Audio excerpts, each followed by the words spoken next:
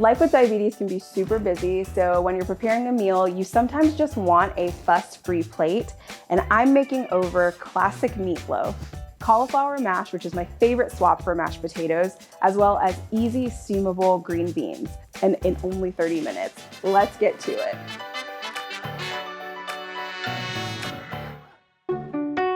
One of the ways I'm making over this meatloaf recipe is by using a muffin tin. This is a really easy way to watch your portion size, which is, I think, something that all of us with diabetes are always looking to do. First, I started out by preheating my oven to 400 degrees. Then we're gonna work on our actual meatloaf recipe. Here we're using 93.7 beef. And so what that means is that our beef is lean.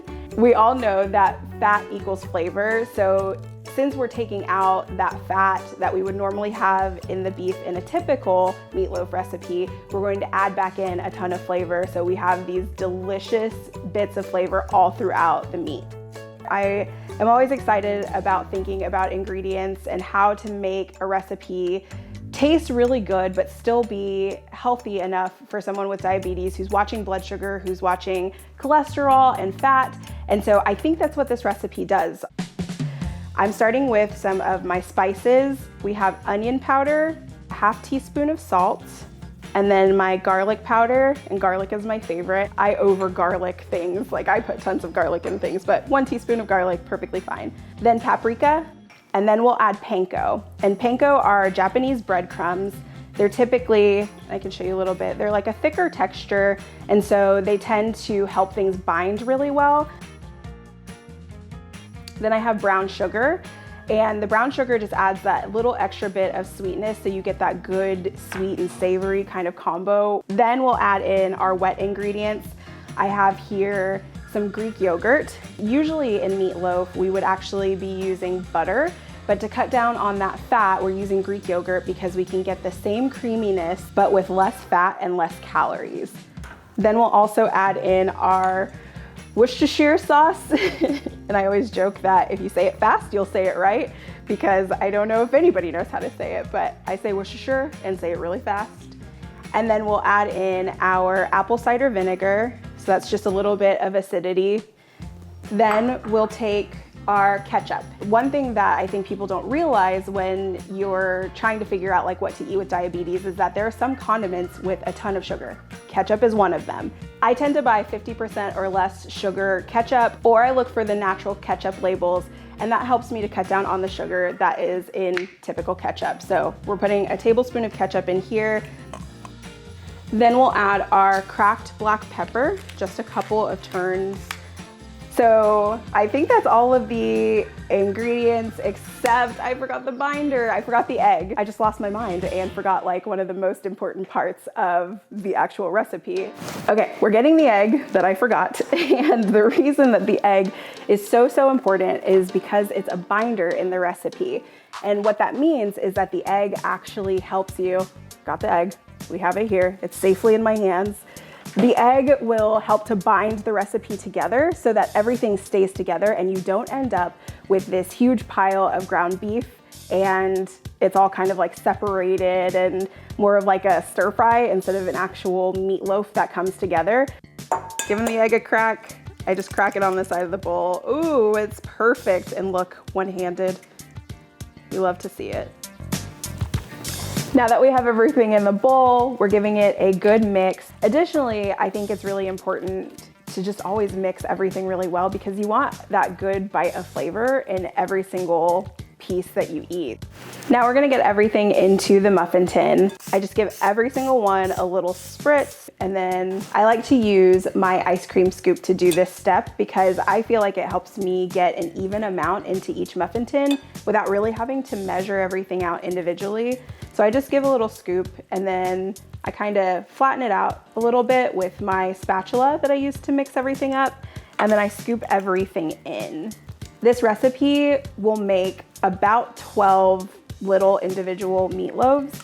So it makes it really easy to just grab and go and really not have to think about it.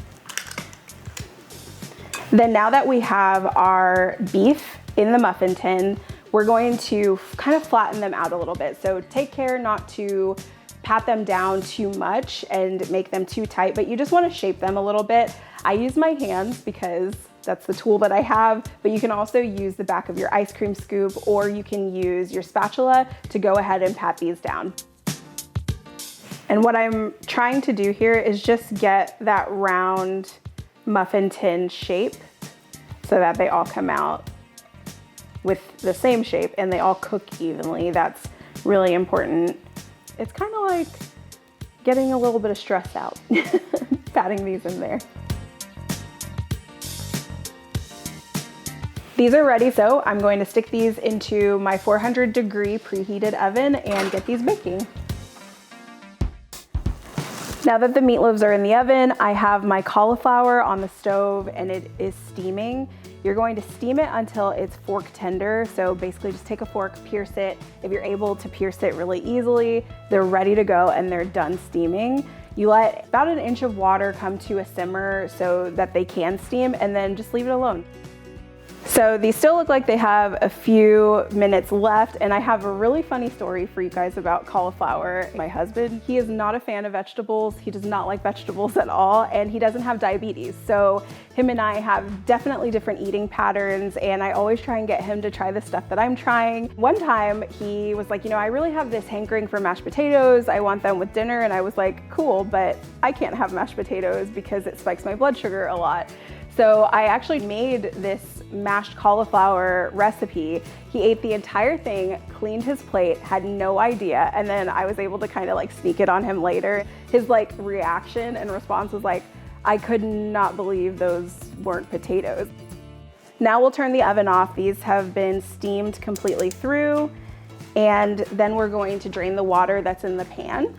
And we're going to make the rest of the cauliflower mash inside of the pan with the residual heat from the stove. Then I'll take the steamed cauliflower and add it right back into my pan. Just like with the meatloaf, we're gonna use Greek yogurt in place of a butter or oil. And I really like this because you get that same creaminess like we did before without the extra added fat. Then we're gonna take our salt and we'll grab our immersion blender, and you can use an immersion blender if you want, or you can use whatever blender or food processor you have nearby.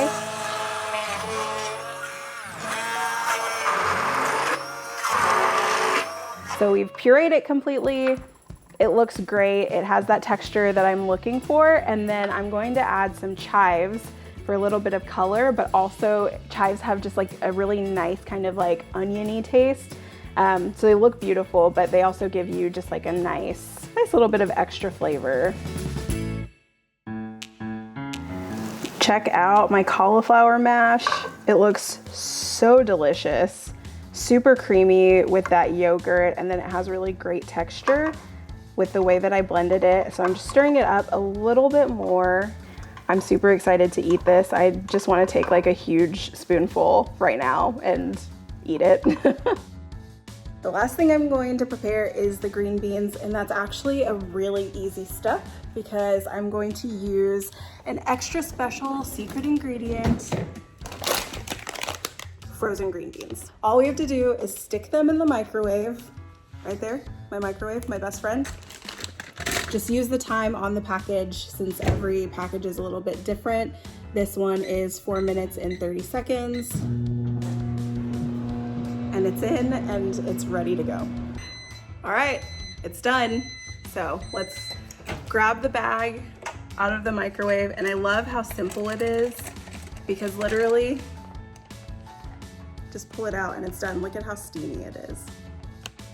And all we had to do was microwave it. Didn't have to do anything fancy to it. Now that our green beans are finished, all we have to do is open them and then season them. They're hot and ready to go. We're gonna take a little bit of olive oil and drizzle it over the top. Add a pinch of salt.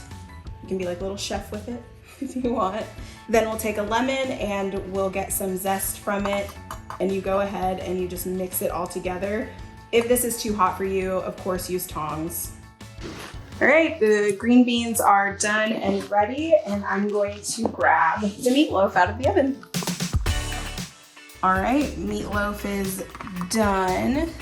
It looks so good. Everything is ready and looks absolutely delicious, so let's get to plating it. And there you have it, meatloaf in 30 minutes. Everyone should try this, and I'm gonna take my own little bite of it. A little bit of everything. So delicious. I'm obsessed.